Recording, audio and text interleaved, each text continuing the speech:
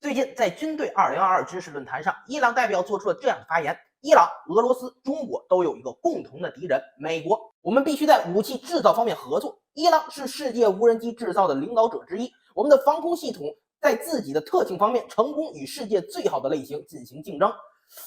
这番发言直接给我整不会了，你知道吧？众所周知啊，我们对伊朗的印象一般都是石油大国、第三世界国家，被美国渗透成了筛子，军事力量落后于一个时代，大概率有核武器啊。至于无人机这种高科技玩意儿，伊朗很强吗？还能领导世界啊？要知道啊，无人机的技术看起来非常简单，但终归是要适用于高烈度战场对抗的，绝不是大号航模就能解决问题的。于是乎，我在搜索引擎里面输入了伊朗和无人机这两个关键词，然后我发现是本虎孤陋寡闻了。伊朗的无人机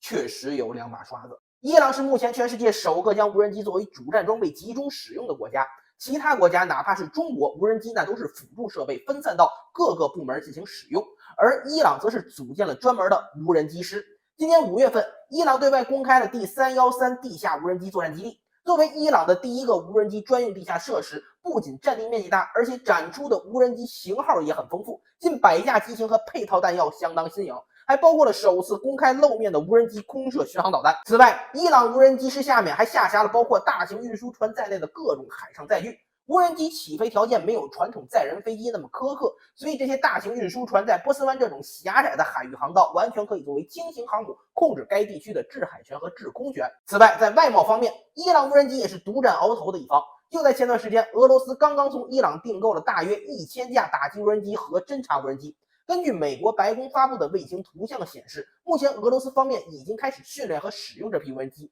其中甚至包括了飞翼结构的隐身无人机。那接下来问题来了，为什么伊朗的无人机那么强？你凭借伊朗的工业，你整点单兵轻武器啥的问题不大，可是大型兵器肯定够呛啊！不要对武昌之外其他国家的高密度发动机以及电子设备等技术抱有什么不切实际的幻想啊！这些都是需要相当的实力和沉淀才能获得的。虽然有人说是神秘东方力量给的帮助，但这不可能。要知道，现在伊朗由于受到美国方面的制裁，不可能得到任何外部的军事和工业技术援助。然后虎哥我翻了很多资料，终于找到一些眉目。伊朗无人机技术其实最早起源于20世纪80年代巴列维王朝时期，那时候的伊朗考得跟美国人都穿了一条裤子。当时伊朗以美国援助的贝尔公司直升机修理厂为基础，成立了一家航空公司，专门用于研发无人机技术。对此，美国那是非常支持的，提供了不少技术援助，包括无人机的发动机、配套的相机系统等等等等。而这次合作也为伊朗后来的无人机发展打下了坚实基础。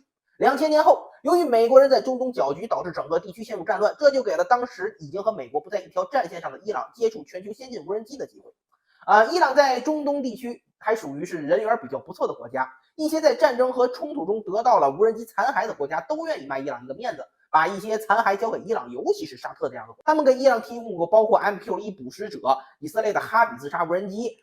彩虹无人机、翼龙无人机等多种先进无人机残骸。甚至在2011年和2018年，先后通过电子战手段捕获了 RQ-170无人机和 MQ-9死神无人机。目前，伊朗的无人机非常先进，集结了中美两家无人机的优点。以目前伊朗无人机师在新闻中公开的一些无人机为例啊，比如2022年他们制造成功的卡曼22大型察打一体无人机，这款无人机就结合了 MQ-9死神和翼龙2的优点，即作战半径1500公里，最大航程超过3000。飞行高度超过13000米，有效载荷300公斤。其配套的海达尔1型空射巡航导弹有火箭动力以及涡喷动力版本，最大射程200公里，已经初步具备了超视距作战的资格。此外，还有很多中小型无人机，比如卡曼12中型察打无人机、阿拉什自杀式无人机以及奥米德自杀式无人机，性能都非常不错。目前，伊朗是全球公认的5大无人机强国之一。他们说和中俄合作开发更先进的无人机，绝对有那资格。中国咱先不提，就说俄罗斯，一个无人机拆开里面是民用单反的国家，在伊朗面前绝对说不出话。伊朗虽然相对于五常来说属于是比较弱的，但是其自身有很好的无人机基础，而且由于自己无法正常发展其他军事工业，反而更加集中精力和实力钻研无人机，最终得到了现在的成果。如果伊朗的提议真的可行，中俄伊3国合作开发新式武器装备的话，别的不说，无人机这一领域那还是非常有搞头的。